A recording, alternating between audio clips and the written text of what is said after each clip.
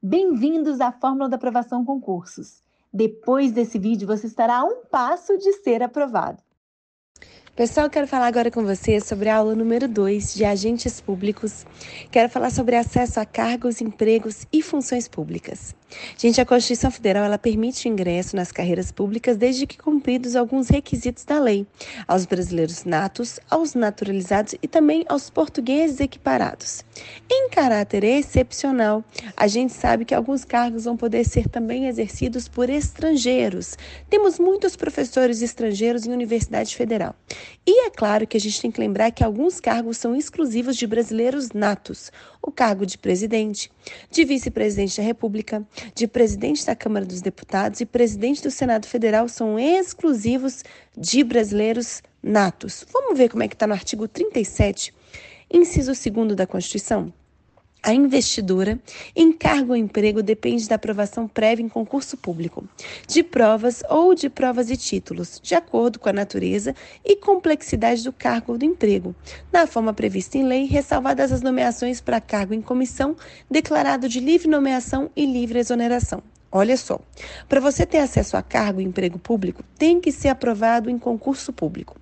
O concurso pode ser um concurso de provas ou de provas e títulos. De provas é aquele concurso para um cargo de menor complexidade. Quando a gente fala de um concurso com maior complexidade, como um cargo voltado ao desempenho da função de juiz, de promotor, nós temos a prova e também uma prova de títulos. Beleza. Prof, mas o concurso público é a regra. Mas existem algumas exceções. Exatamente. Primeira exceção. Ocupação de cargo em comissão, que pode ser ocupado por qualquer pessoa, mesmo que não tenha feito nenhum concurso público.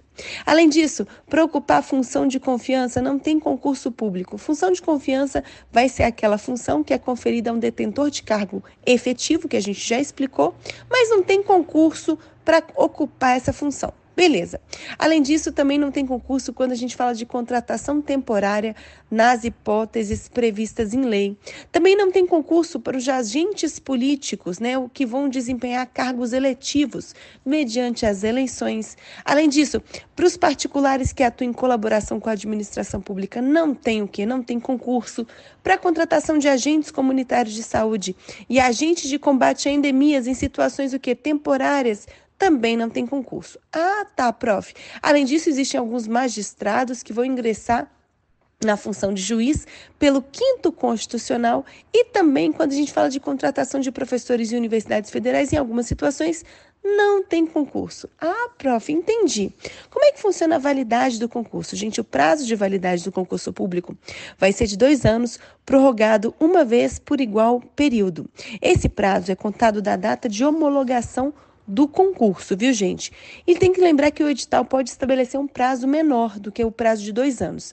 Entretanto, esse prazo estabelecido no edital vincula também o prazo de prorrogação. Como assim?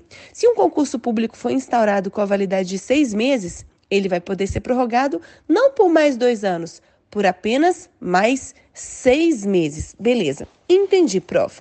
Lembrando aí que tem 2 tipos de concurso, o concurso de provas e o concurso de provas e títulos. Quando a gente fala de cargos com maior complexidade, cargos, por exemplo, de juiz, de promotor, o concurso vai ser um concurso de provas e também provas e títulos. Para você aí alcançar a aprovação, você tem que demonstrar que tem alguns títulos, que você tem mestrado, que você tem doutorado, para o quê? Para a sua pontuação subir. Beleza, prof. Entendi. Além disso, gente, tem que lembrar sobre a possibilidade de nulidade do concurso público.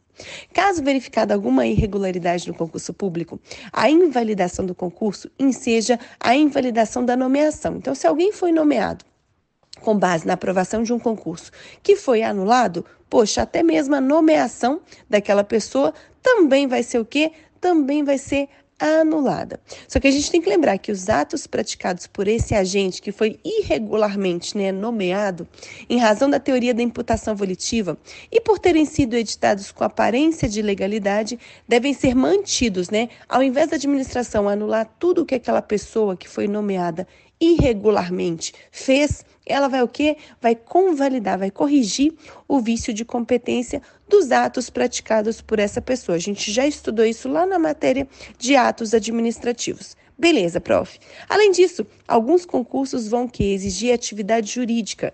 Gente, para fins de preenchimento de alguns cargos, conforme estabelece o texto constitucional, é exigido a demonstração de um prazo de prática jurídica, de exercício na atividade jurídica, no intuito de verificar a experiência necessária para a execução de determinadas funções. Por exemplo, para você assumir aí o cargo de juiz, tem que comprovar um período de exercício na atividade jurídica. Ainda tem esse requisito,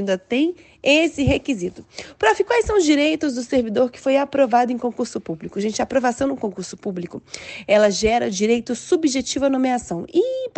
Direito subjetivo à nomeação do candidato que foi aprovado dentro do número de vagas. Ou seja, a administração ela está vinculada ao número de vagas prevista no edital. No entanto, o STF já entendeu que deve ser considerada algumas situações excepcionais. Desse modo, gente, a administração pode deixar de nomear até mesmo os candidatos aprovados dentro do número de vagas, que estão lá no edital, em virtude de uma situação grave, imprevisível, superveniente, situações assim, excepcionalíssimas, viu? Mas a regra é que, quando você é aprovado dentro do número de vagas, você tem direito subjetivo à nomeação. Destaca-se, gente, que esse candidato aprovado no concurso público, ele também tem direito de precedência, ou seja, durante o período de vigência do concurso, o candidato aprovado tem prioridade na convocação em relação aos aprovados em um novo concurso para aquele mesmo cargo. Além disso, as nomeações serão realizadas em conformidade com a ordem de classificação. Tem que seguir a ordem de classificação.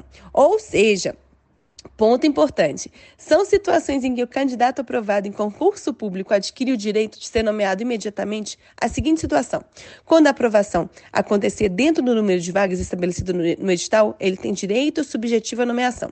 Agora, quando a gente tem uma hipótese de nomeação em preterição à ordem classificatória, quando a administração pública, por exemplo, nomeia o terceiro colocado e não o primeiro, nesse caso, gente, a mera expectativa de nomeação transforma-se em direito adquirido, líquido e certo. Está nomeando o terceiro colocado antes de mim. Então, você tem o direito líquido e certo de ser nomeado e também de tomar posse.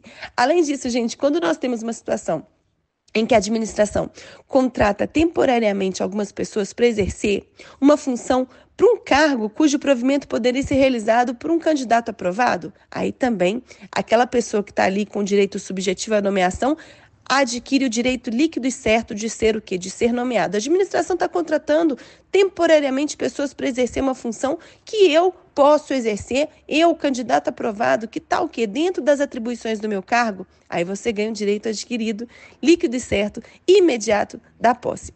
Além disso, gente, uma hipótese em que ocorre a requisição de servidores para exercício de cargo, cuja função poderia ser realizada por candidato aprovado em concurso público, também seja direito adquirido, hipótese de desistência do candidato aprovado na posição imediatamente anterior. Chamou o segundo colocado, ele desistiu. Então, você aí que está na terceira colocação tem direito líquido e certo, imediato, à posse. Além disso, qualquer tipo de hipótese que importe na prática de um ato inequívoco da administração que torna incontestável a necessidade de preenchimento de novas vagas. Aí você que está lá com direito subjetivo à nomeação vai adquirir o direito líquido e certo de ser nomeado. Beleza, prof. Prof, como é que funciona aquela reserva de vagas para portadores de deficiência? Gente, olha como é que está na lei.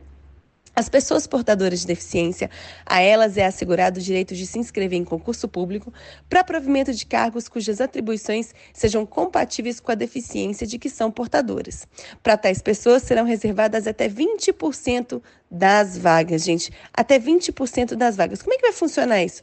Pessoal, essas pessoas que têm algum tipo de deficiência, elas vão concorrer entre si, com pessoas que também têm deficiência, por 20% das vagas, com igualdade de condições, No que a gente fala, o conteúdo das provas é o mesmo, a avaliação, os critérios de aprovação é o mesmo, só que a concorrência, é claro que vai ser um pouco menor, Porque a gente sabe que é um número menor de pessoas que é portadora de deficiência. Professora, mas por que foi feito isso? Em observância ao princípio da isonomia. Para que essas pessoas pudessem ter acesso a cargos públicos, foi reservado um percentual. Esse percentual de vagas de até 20%, elas concorrem entre si. Somente as pessoas portadoras de deficiência vão concorrer por aquelas vagas. E então, elas poderão também ter acesso a cargos públicos. Porque não seria justo que elas, que têm algum tipo de deficiência, concorressem, né, em igualdade com pessoas que não têm nenhum tipo de deficiência. Então, em observância ao princípio da isonomia, isonomia é aquele princípio que fala: o Estado trata os iguais de forma igual, mas os desiguais de forma desigual, na medida em que eles se desigualam. Ou seja, vai ter um tratamento diferenciado dessas pessoas, haja vista a desigualdade a qual elas estão sujeitas. Beleza. Além disso, prof, quando a gente fala sobre ocupante em cargo público, o que é cargo público mesmo? Gente, definição importante. Cargo público é um conjunto de atribuições e responsabilidades que você vai assumir. Quando você assumir um cargo público, você vai se tornar um servidor público. Ou seja, servidor público é aquele investido em cargo público. Eu tenho cargo público de provimento efetivo e cargo público de provimento em comissão. Cargo público de provimento efetivo, o E de efetivo é de estatuto, é de estabilidade. Aquele que tem um cargo de provimento efetivo é aquela pessoa, gente, que vai o quê? Travar com a administração um vínculo estatutário. Aquela pessoa que foi aprovada em um concurso público, agora ela aprovada em concurso público, ela vai fazer o quê? Ela vai assinar um termo de posse concordando com todas as atribuições daquele cargo. Prof, esse termo de posse, as atribuições daquele cargo vão estar aonde? Vão estar na lei. Existe uma lei para cada carreira. E a gente fala que essa lei de cada carreira é um estatuto. Ou seja, quando você toma posse, você concorda com aquelas atribuições que estão naquele estatuto, vínculo estatutário. O E de efetivo é de estatuto, é de estabilidade. Por que de estabilidade? Porque essas pessoas, gente, elas vão exercer esse cargo em caráter de permanência. Após 3 anos de efetivo exercício e uma avaliação especial de desempenho satisfatória, ela vai adquirir a tão sonhada estabilidade. Ah, tá bom, prof, já sei, você já falou sobre isso. Então, eu tenho o cargo de provimento efetivo e tenho o cargo em comissão. Cargo em comissão é aquele de livre nomeação, livre exoneração, que está ligado a funções de direção, chefia e assessoramento. Qualquer pessoa pode exercer um cargo em comissão, tanto aquele que já tem um cargo efetivo, quanto aquela pessoa que nem fez concurso. Ah, entendi, beleza. Além disso, conceito de provimento. Gente, provimento é um ato administrativo hábil a promover o ingresso na administração. Quando a gente fala de provimento, a única hipótese de provimento originária é a nomeação. Provimento é prover a você aquele cargo. Oh, vem aqui assumir aquele cargo. Nomeação é a única forma de provimento originário. A gente vai estudar todas elas, mas também temos formas de provimento derivada: promoção, readaptação, reversão, aproveitamento, reintegração e recondução. Já vamos falar sobre isso. Beleza. Provimento, então, é o ato de promover o ingresso na administração, de te chamar para ocupar aquele cargo. E a posse, prof? A posse acontece no momento que você assina o termo de posse. No termo de posse, nesse termo, tem as atribuições, os deveres, as responsabilidades que estão ligadas àquele cargo. Ou seja, é naquele momento ali que você está assumindo aquelas funções, está concordando que você vai exercer aquela função. O prazo para a posse é de 30 dias contados da publicação do ato de provimento, podendo se dar mediante procuração. Ah, prof, eu quero que alguém vá lá e tome posse no meu nome. Pode? Pode sim. Isso pode acontecer. Gostou desse conteúdo? Quer ter acesso a ele completo? Mais perguntas e respostas? Acesse o link na descrição do vídeo aqui embaixo e seja aprovado 3 vezes mais rápido.